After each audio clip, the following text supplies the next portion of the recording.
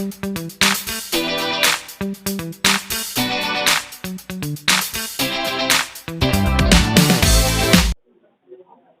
Topic है ampere का परिपथीय नियम। लिख करके डैश दीजिए और उसमें लिखिए किसी बंद परिपथ के चारों ओर, किसी बंद परिपथ के चारों ओर चुंबकीय क्षेत्र का रैखिक समाकलन, किसी बंद परिपथ के चारों ओर चुंबकीय क्षेत्र का रैखिक समाकलन, चुंबकीय क्षेत्र का रैखिक समाकलन उस पथ से प्रवाहित होने वाली धारा, उस पथ से प्रवाहित होने वाली धारा तथा मुक्त आकाश की चुंबकशीलता, तथा मुक्त आकाश की चुंबकशीलता के गुणनफल के बराबर होता है, के गुणनफल के बराबर होता है, बराबर होता है। अर्थात इंटीग्रेशन इन ए क्लोज, देखिए इधर integration in a closed surface area B dot dl बराबर म्यू नॉट इंटू आई।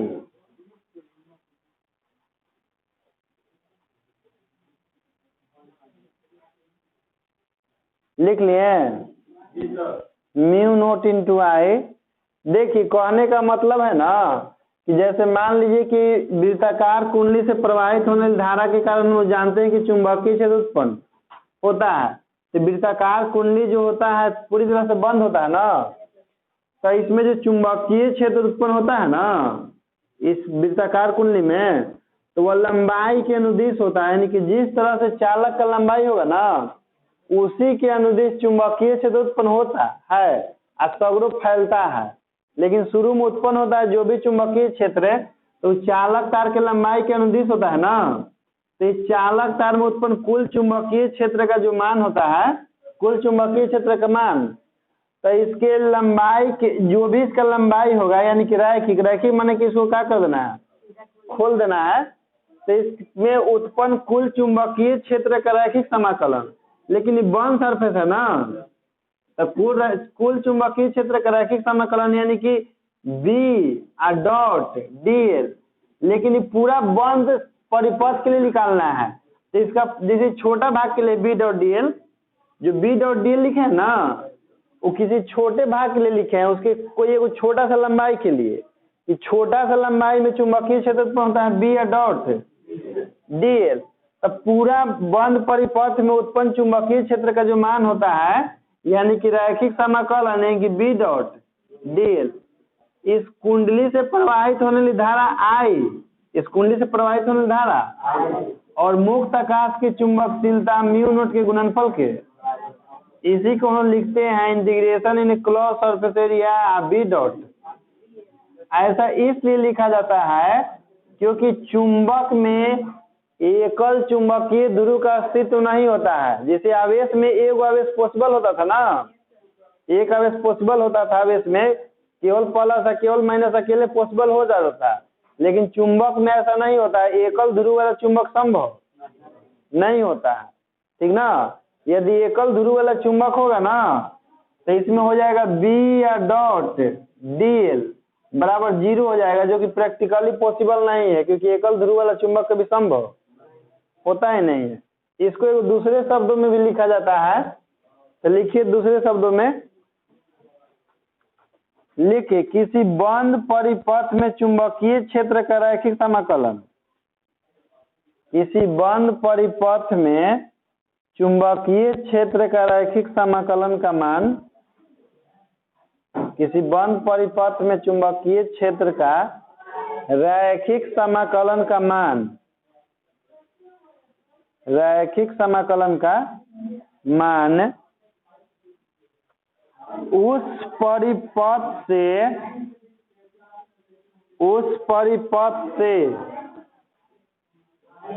उस परिपथ से संबद्ध, देखिए बोर्ड पर,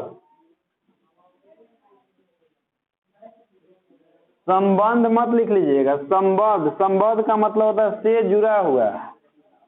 किसी बंद परिपथ में चुंबकीय क्षेत्र का रैखिक समाकलन का मान उस परिपथ से संबद्ध धारा, संबद्ध धारा एवं चुंबकशीलता के गुणनफल के बराबर होता है, एवं चुंबकशीलता के गुणनफल के बराबर होता है, चुंबकशीलता के गुणनफल के बराबर होता है। अर्थात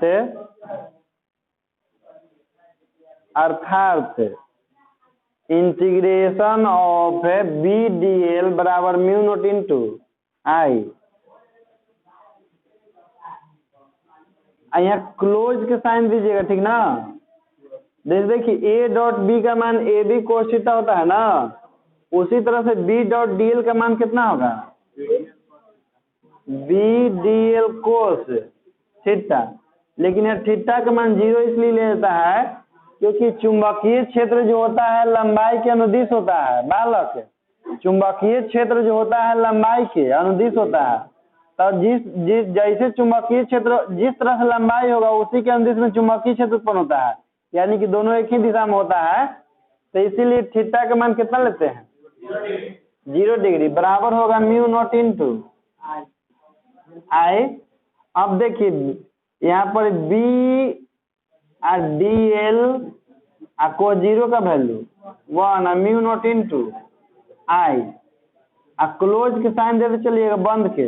अब देखिए इसमें बी बाहर निकल जाएगा ना, बी बाहर निकल जाएगा, यहाँ पर बचेगा डी एल अब बराबर म्यू नॉट इंटू आई। तो देखिए तो डी एल का इंटीग्रेशन कितना होता है, तो बी इंटू एल बराबर म्यू नॉट इंटू में आई, तो बी बराबर mu nought into I by L. अब मान लीजिए कि यदि जो बंद परिपथ होगा वो वृत्ताकार हो, यदि बंद परिपथ वृत्त की आकृति का हो तो एल का मान कितना होगा, 2 पाई आर हो जाएगा। तो इसलिए हम लोग यहाँ लिख देंगे बी बराबर म्यू नॉट इंटू आई, एल का मान 2 पाई आर। लेकिन कब, जब बंद परिपथ वृत्ताकार हो तब जाके 2 पाई आर लिख सकते हैं। तो नोट कर लीजिए इसको, इसका आगे हम लोग उपयोग करेंगे। चल इसके बाद सब कोई टॉपिक लिखिए, एम्पियर के परिपथीय नियम का अनुप्रयोग। एम्पियर के परिपथीय नियम का अनुप्रयोग, एम्पियर के परिपथीय नियम का अनुप्रयोग। ये तो ओकरे जैसा है, गॉस परमेशन। गॉस पर में नहीं होता था कि आवेश के 1/F0 गुना होता है, इसमें विद्युत धारा का म्यू नॉट गुना होता है, उसी के जैसा दिख रहा है। चलिए इसके परिनालिका सबसे पहले लिखिए आप लोग। परिनालिका को अंग्रेजी में लोग क्या कहते हैं, सोलेनाइड। हाँ सोलेनाइड। परिनालिका लिख रहे दिए। देखिए परिनालिका क्या होता है, हम लोग कांच या गत्ता के बेलनाकार नली पर, कांच या गत्ता के बेलनाकार नली पर, जैसे मान लीजिए ना, मान लीजिए कि ये देखिए, देख रहे कॉपी, जैसे इसको हम ऐसे टर्न कर दिए तो लगभग बेलन के समान हो गया कि नहीं, लेकिन अंदर से खोखला होना चाहिए परिनालिका बनाने के लिए। तो जब कांच मतलब कि कांच देखबे किए हैं, और गत्ता माने कि कूट, तो जब कांच या गत्ता के बेलनाकार नली पर तांबा के तार को सर्पिल रूप से लपेट देते हैं, यानी कि सांप की तरह लपेट देते हैं, तो ये व्यवस्था बनता है, यही आपका परिनालिका होता है। एकदम इसमें पूरा तार खूब लपेट देता हम, अड़च के दम खूब एकदम कस के दम, ताकि तार ढीला ना रहे। इससे विद्युत धारा प्रवाहित करते हैं तो चालक तार में चुंबकीय क्षेत्र उत्पन्न होगा और चुंबकीय क्षेत्र इसके अंदर भी होता है परिनालिका के। और सबसे अधिक चुंबकीय क्षेत्र होता है परिनालिका के अक्ष के केंद्र पर। परिनालिका के बीच में अक्ष होगा वो ना, बेलन है तो उसके अक्ष के केंद्र पर सबसे अधिक चुंबकीय क्षेत्र का मान होता है। तो चलिए लिखिए परिनालिका में रह देकर, जब किसी कांच या गत्ते के बेलनाकार नली पर जब किसी कांच या गत्ते के बेलनाकार नली पर जब किसी कांच या गत्ते के बेलनाकार नली पर तांबे के तार को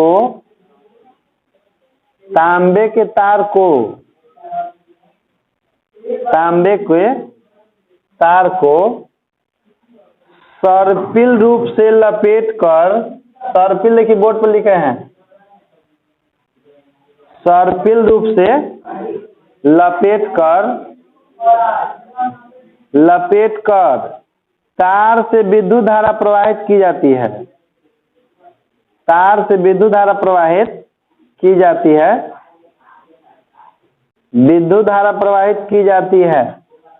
तो उसके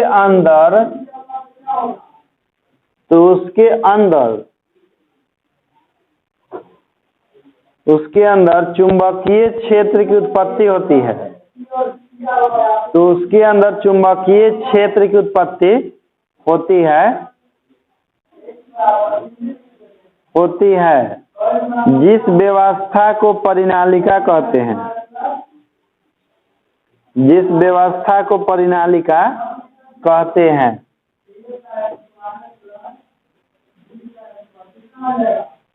परिनालिका कहते हैं।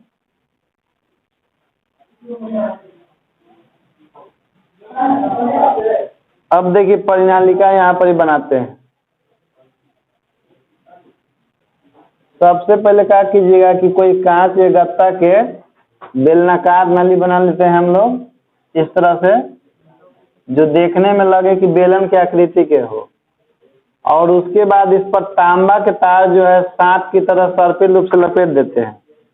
देखिएगा बालक, तार लपेट लेते सीखिएगा, लगता है कि सच्चों में लपेटल है।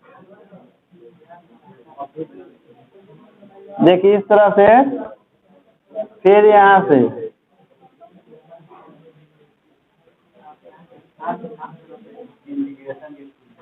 हाँ इंटीग्रेशन की तरह है, बिल्कुल सही। दम अराच अराच के लपेटल है।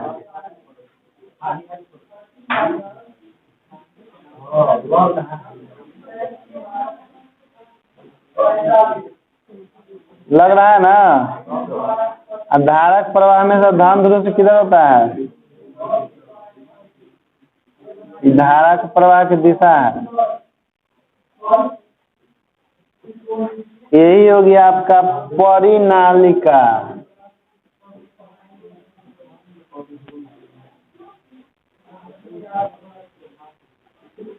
परिनाली जैसे नली है लेकिन चारों तरफ से क्या है, घिरा हुआ है ना। परी का मतलब चारों ओर होता है, नहीं पता संस्कृत में परी त है। चलिए बालक देखिए, परिनालिका का उपयोग तो सबको जान गए कि डॉक्टर करता है। इसके लिए आपको परिनालिका के अंदर पूरा कपड़ा उतार करके और ऊपर से व्हाइट कपड़ा ओढ़ा देता है और परिनालिका के अंदर रख देता है।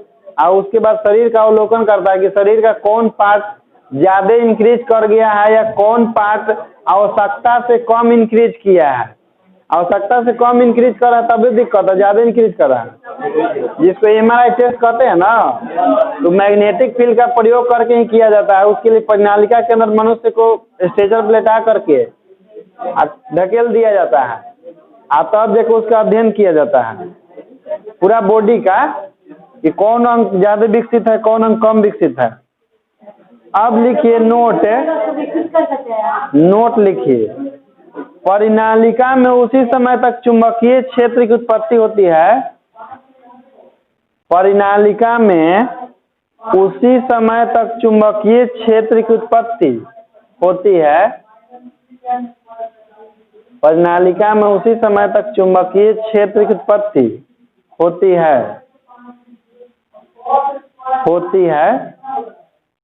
जब तक कि उससे विद्युत धारा प्रवाहित होते रहती है। जब तक कि उससे विद्युत धारा प्रवाहित होते रहती है। जब तक कि उससे विद्युत धारा प्रवाहित होते रहती है। यानी कि जब तक धारा प्रवाहित हो रहा है तब तक परिनालिका के अंदर में चुंबकीय क्षेत्र उत्पन्न होता है। जैसे ही धारा का प्रवाह रोक देते हैं चुंबकीय क्षेत्र। एक खास बात यह है कि हम लोग क्या करते हैं कि जब भी परिनालिका में विद्युत धारा प्रवाहित करते हैं ना तो उसमें डीसी करंट से करते हैं, एसी से नहीं करते हैं। डीसी से करते हैं, एसी से, क्योंकि एसी जो होता है उसका डायरेक्शन हर समय बदलते रहता है। उसको बताएंगे अगला चैप्टर में, आगे आने वाला है एसी के बारे। अभी जितना हम लोग पढ़ेंगे लेसन 8 तक लेना, लेसन 8 तक उस सब में वर्णन रहेगा डीसी का केवल। एसी का भी वर्णन, एसी का वर्णन आता है लेसन 1 9 से। तो अभी जो भी पढ़ा रहे हैं सब में देखिएगा बैटरी जो रहेगा। इसके पहले ही पढ़ाए विद्युत धारा, तो उसमें भी देखिए बैटरी का प्रयोग किए है ना।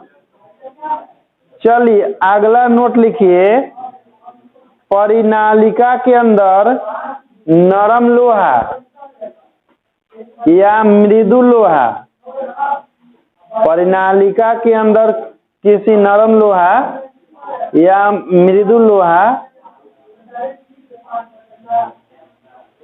नरम लोहा या मृदु लोहा को रख कर परिनालिका से विद्युत धारा प्रवाहित करने पर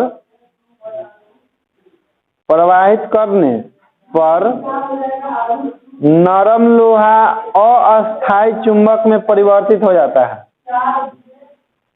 नरम लोहा अस्थायी चुंबक में परिवर्तित हो जाता है।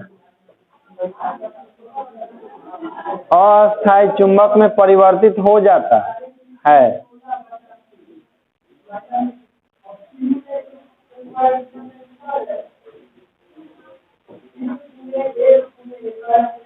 देखिए कहने का मतलब है ना कि परिनालिका के अंदर में आप सॉफ्ट आयरन डाल दीजिए और नरम लोहा डाल करके उसे विद्युत धारा प्रवाहित कीजिएगा ना, तो जो नरम लोहा होता है वो भी चुंबक की तरह व्यवहार करने लगता है। लेकिन फर्क है कि जब तक विद्युत धारा प्रवाहित किया जाएगा तब तक चुंबक जैसा व्यवहार करता है। विद्युत धारा के प्रवाह करना बंद कर देंगे तो फिर रुका हो जाएगा, आपका नरम लोहा ही रहेगा, ठीक ना।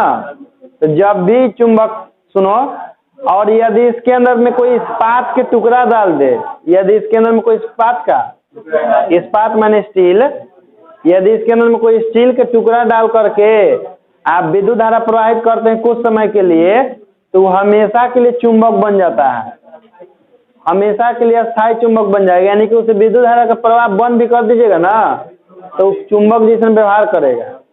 जैसे कि देखते हैं स्पीकर में या एयरफोन में छोटा छोटा चुंबक रहता है, दम कहीं चिपक जाएगा स्टील में कहीं पर चाहे लोहा में, तब सोचिएगा कि डायरेक्ट कैसे उखाड़ ले, दम इस तरह सोचिए डायरेक्ट उखाड़ ले इसे, तो उखाड़बे नहीं करता है। भले छोटा होता है लेकिन उसके पास चुंबकीय क्षेत्र बहुत प्रबल होता है, ठीक ना।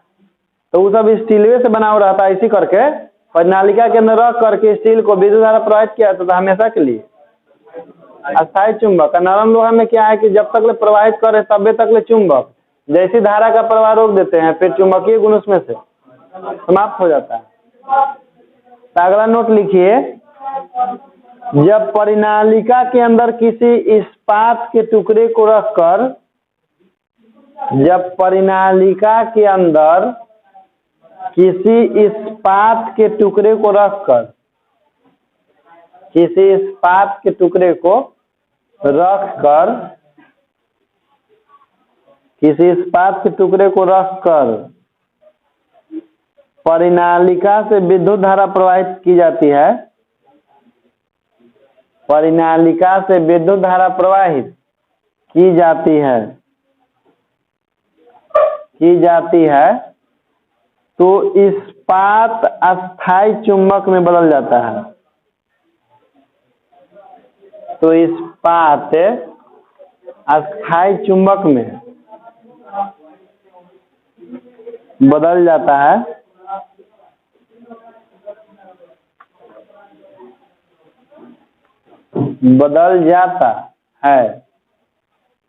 हो गया ना। इस्पात रख के धारा प्रवाहित किए हमेशा लयिका बन गया चुंबक, लेकिन हाँ दिष्ट धारा यानी कि डीसी, एसी नहीं।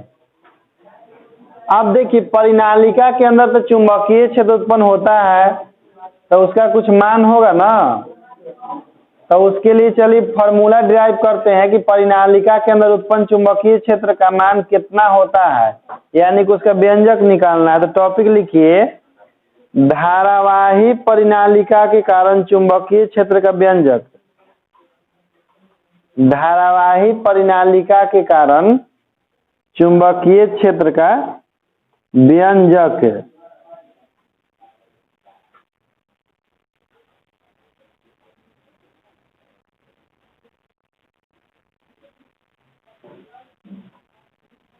धारावाही परिनालिका के कारण चुंबकीय क्षेत्र का व्यंजक। ये डायग्राम बना लीजिए क्योंकि व्यंजक ज्ञात करना है। तो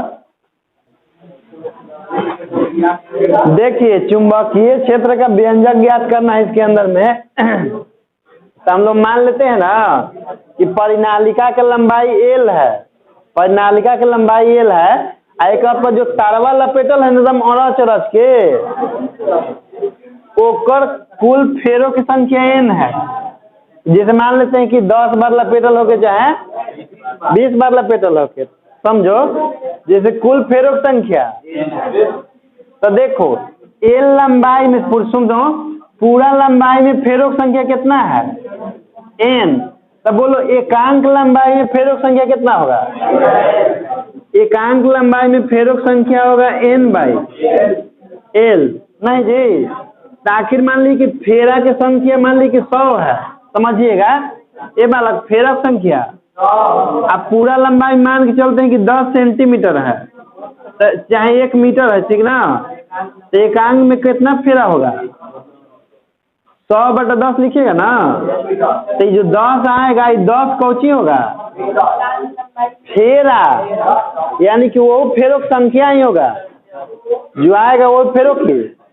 तो पहिलका फेरों की संख्या बड़का n था ना, तो जो फेर आ रहा है छोटका फेरा की संख्या तो क्या होगा, छोटका n हो जाएगा। अब जैसे पूरा लंबाई में n, तो एकांक लंबाई में n/L फेरा, तो आखिर इसका जो मनवा आएगा वो किसके बराबर आएगा, फेरों की संख्या के बराबर ही आएगा, ठीक ना।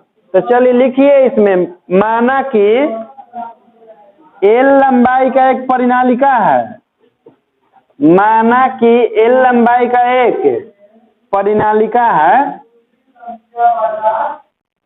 माना कि L लंबाई का एक परिनालिका है जिसमें फेरों की कुल संख्या, जिसमें फेरों की कुल संख्या, फेरों की कुल संख्या राजधानी n है, कैपिटल N, फेरों की संख्या कैपिटल N है, कैपिटल N है। यदि परिनालिका से प्रवाहित धारा I है, यदि परिनालिका से प्रवाहित धारा I है, फेरों संख्या बड़का न लिख ली। यदि परिनालिका से प्रवाहित धारा I है, I हाई वाला ही नहीं, ABCD वाला I है, तो एम्पियर के परिपथीय नियम से, तो एम्पियर के परिपथीय नियम से, तो एम्पियर के परिपथीय नियम से, परिपथीय नियम से देखिएगा इधर, integration in A close surface area B.dl बराबर μ0 I। चूंकि चुंबकीय क्षेत्र लंबाई के अनुदिश होता है तो हो जाएगा B.dl cos 0 बराबर μ0 I। आप बंद जरूर दीजिएगा इसमें, ठीक ना। बी डी एल गुना 1 बराबर, इसमें बी बाहर निकल जाएगा ना, होगा डी एल बराबर म्यू नोट आई, तो बी आ डी एल के एल आ म्यू नोट इंटू आई। इसमें एक वाव चीज छूट गया है जी, जैसे फेरों की संख्या n है ना, तब यहाँ n से गुना करते चलिएगा, क्योंकि जितने होता है वो उतना गुना हो जाता है चुंबकीय क्षेत्र का मान। Mu nought I into N, तो हो जाएगा ये आपका बी बराबर mu nought into I N by L. इसके बाद इधर लिख देते हैं थोड़ा सा, देखिए बी बराबर, इसको थोड़ा बढ़ाते हैं, म्यू नोट इंटू में आई इंटू में एन बाई एल, तो ये हो जाएगा mu nought into I N. लिख देंगे कि चूंकि छोटका एन बराबर क्या होता है, N by L, N by L. जहां इसमें लिख लेते हैं कि जहां एन छोटका एन बराबर एन बाई एल प्रति इकांक लंबाई में फेरों की संख्या है।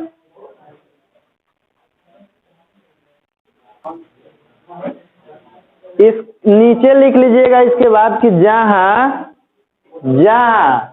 छोटका एन बराबर बड़का एन बाई एल, जहाँ छोटका एन बराबर बड़का एन बाई एल प्रति एकांक लंबाई में फेरों की संख्या है, प्रति एकांक लंबाई में फेरों की संख्या है।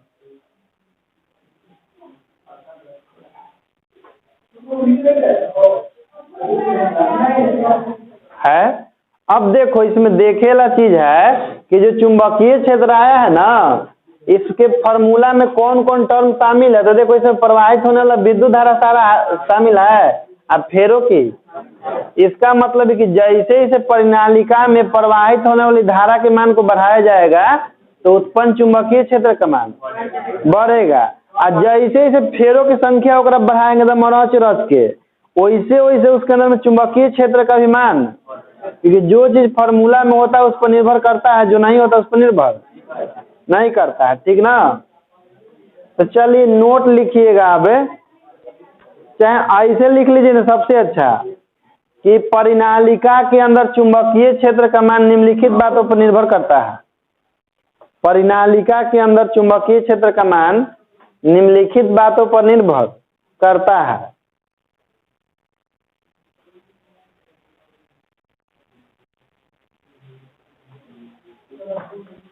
निम्नलिखित बातों पर निर्भर करता है।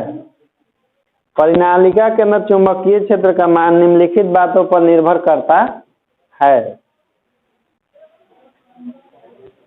पहला नंबर लिखिए, परिनालिका के भीतर चुंबकीय क्षेत्र का मान, परिनालिका के अंदर चुंबकीय क्षेत्र का मान, चुंबकीय क्षेत्र का मान उससे प्रवाहित होने वाली विद्युत धारा के प्रबलता पर निर्भर करता है। उससे प्रवाहित होने वाली विद्युत धारा के प्रबलता पर निर्भर करता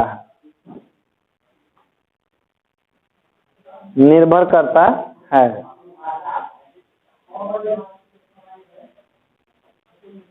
दूसरा नंबर लिखिए, परिनालिका के अंदर चुंबकीय क्षेत्र का मान, परिनालिका के अंदर चुंबकीय क्षेत्र का मान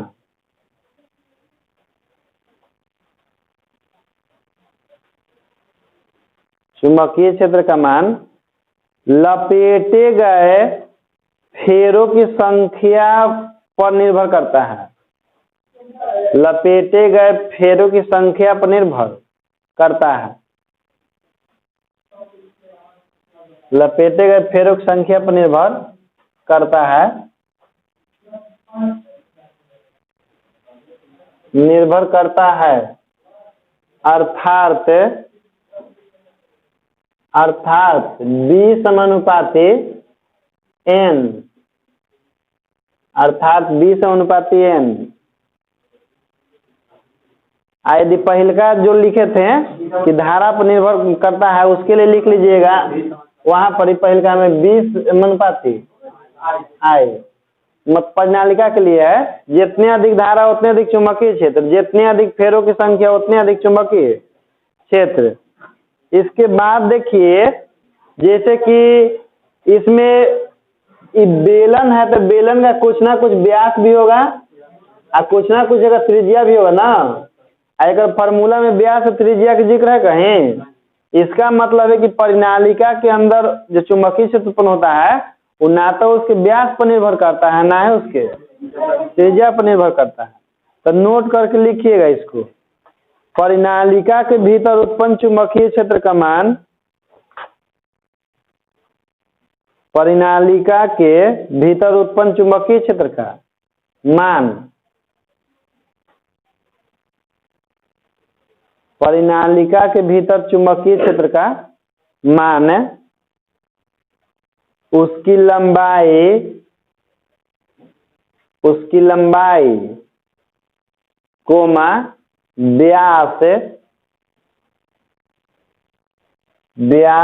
तथा त्रिज्या पर निर्भर नहीं करता है, तथा त्रिज्या पर निर्भर नहीं करता है, नहीं करता है। हो गया ना। अगला नोट लिखिए, 3 को पर निर्भर नहीं किया है, लंबाई पर, व्यास पर और त्रिज्या पर। देखिए अगला नोट है ना कि जैसे सबसे अधिक चुंबकीय क्षेत्र का मान कहाँ होता है, परिनालिका के अंदर मध्य बिंदु पर। और जैसे जैसे हम लोग इधर आते हैं ना परिनालिका की तरफ, इधर या इधर, तो चुंबकीय क्षेत्र का मान धीरे धीरे घटते जाता है। और जिसे मान ली कि अंदर में यहाँ पर 10 टेस्ला है, तो यह पहुंचिएगा तो 5 टेस्ला हो जाता है, यानी कि चुंबकीय क्षेत्र आधा हो जाता है। यदि यहाँ पर मान लेते हैं कि B है तो यहाँ पर होगा B बाई सिरा पर इधर या इधर। तो लिखिए, तो वही नोट है, परिनालिका के केंद्र पर चुंबकीय क्षेत्र का मान अधिकतम होता है। परिनालिका के केंद्र पर चुंबकीय क्षेत्र का मान अधिकतम होता है, चुंबकीय क्षेत्र का मान अधिकतम होता है।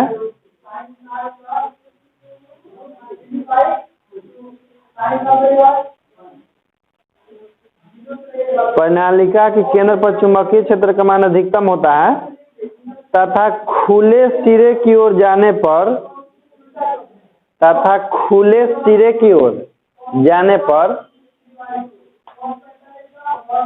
खुले सिरे की ओर जाने पर चुंबकीय क्षेत्र का मान घटते जाता है। खुले सिरों की ओर जाने पर चुंबकीय क्षेत्र का मान घटते जाता है, घटते जाता है और सिरों पर जाकर आधा हो जाता है, और सिरों पर जाकर आधा हो जाता है, और सिरों पर जाकर आधा हो जाता है, आधा हो जाता है।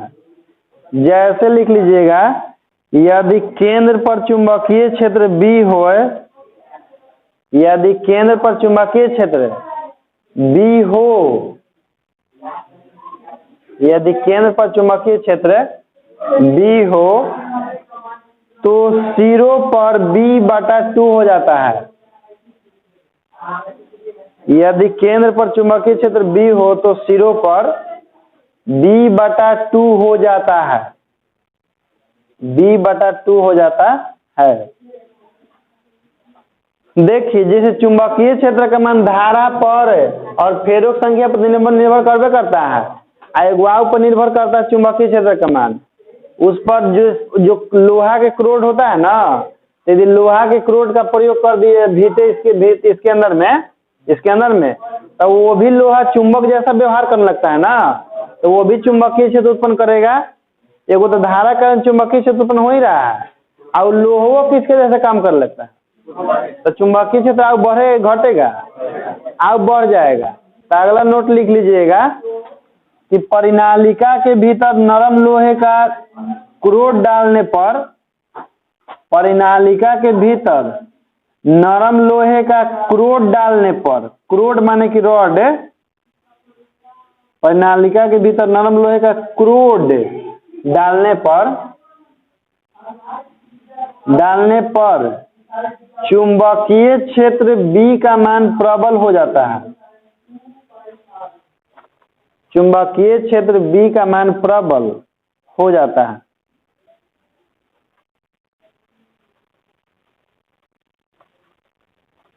प्रबल हो जाता है। चलिए आज के लिए इतना ही।